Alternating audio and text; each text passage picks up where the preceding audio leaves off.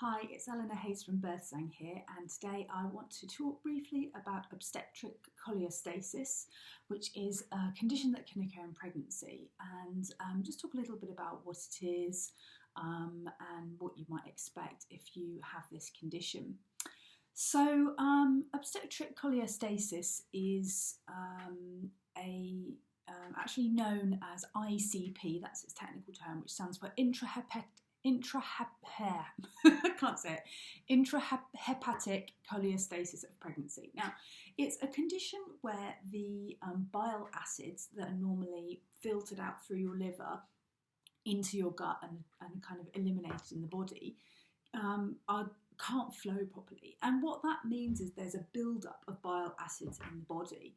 And bile is a digestive fluid in the body that helps us kind of like process food and things like that. So it's helping us to get rid of toxins in our body essentially. So when it can't flow, when it builds up in the body, it means that we build up levels of toxins in our body, which if they reach a high level, can start to cause problems. Now, this condition can happen outside of pregnancy, but for some reason, it is associated with pregnancy. We don't quite fully understand why that is, and there are some theories about what causes it. But nevertheless, we know that in the UK, these statistics show that in about 1 in 140 pregnancies, people get this condition. Now that's about 0.7%, so it's quite a small percentage. But nevertheless, you know, when you times that by many hundreds and thousands of people, that's a not insignificant number of people. It does also seem to be more prevalent if your ethnic heritage is sort of South Asian. And that goes up to about 1 to 2% likelihood. Now, it presents in the body by usually itching is one of the key symptoms, particularly in the hands and the feet, but itching can occur all over the body, and also it's very much worse at night. So if you experience any itching, it can be absolutely harmless, but it's usually worth checking it out with your midwife or GP just so we can make sure that it's not an indication of this condition. There are also some other more rare symptoms that include very dark wee, quite pale poo, and basically it's one of these conditions that most people recognise from the itching. There are other causes of itching in pregnancy, so if you are itchy, it's not necessarily cause for concern, but definitely something you want to mention in your appointments. If cholestasis is diagnosed, what we will do is we'll start measuring the bile acid levels in the blood, and by this we take blood tests. And generally they happen on a weekly basis, maybe every couple of weeks, depending on what your levels are. And we're monitoring very closely the level of bile acid in the body. And what's the effect of cholestasis? So essentially what happens is if the bile acids reach really high levels, it can start to have quite a detrimental effect on the mother and also in the baby.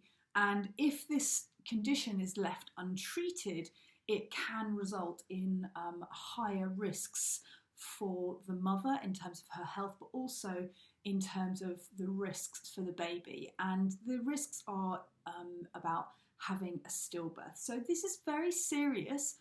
It's something that's not to be taken lightly, but at the same time, those risks again are not huge. And it's only if the condition is left unchecked. So that's why we monitor very closely so that we can make sure that if the levels rise even close to anything we should be worried about, we start to monitor even closely and we start to intervene. And so what can often happen if you have cholestasis is you're more likely to have a premature baby. So from about 35 weeks, you can go into labour spontaneously. About 5 to 10% of cases that happens. But also, if we find that the levels of bile acid in the blood rise too much, what tends to happen after 35 weeks is that you would be given an induction of labour. to kickstart your labour and basically get the baby out, because the risks of leaving it in outweigh the risks of having an early baby. So in lots of cases with cholestasis, women are advised to have an induction earlier than they might have initially planned. And if this is if you've been diagnosed with cholestasis, this is a discussion you'll probably have with your midwife and or consultant about the likelihood of that happening.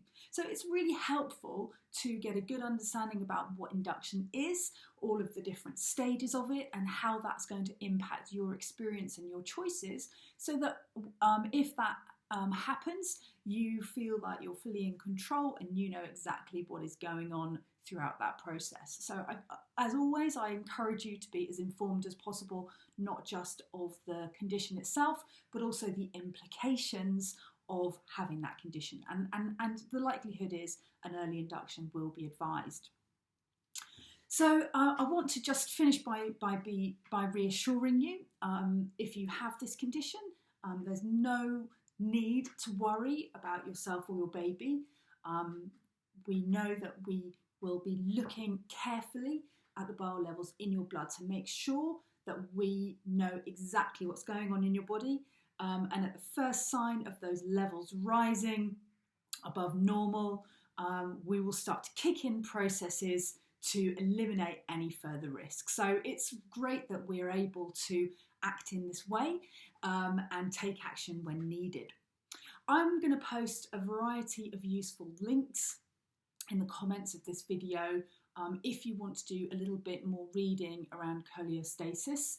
Some of the links that I'm going to post are kind of quite generic ones for the layperson, but I also think it's useful to have the standpoint from the medical point of view. However, sometimes the articles that are intended for medical professionals can come across quite, well, they're very factual, and sometimes they don't sugarcoat things like the risks. So if you feel anxious about it, you may want to avoid reading some of those guidelines, just simply because they're going to state facts and statistics, and the point of the article is not to reassure you, but to state facts for medical professionals so they can make the right decision for the care of their of the people in their care. So I hope this little video has been useful. And if you have any questions about cholestasis or any of the implications, make sure you remember to start by using your brain. Benefits, risks, alternatives, implications, nothing. That's always going to give you a good starting point for any research that you do. Please feel free to get in touch with me if you have any particular questions or concerns. I'm always happy to help and advise and signpost where I can. Thank you very much. See you later. Bye.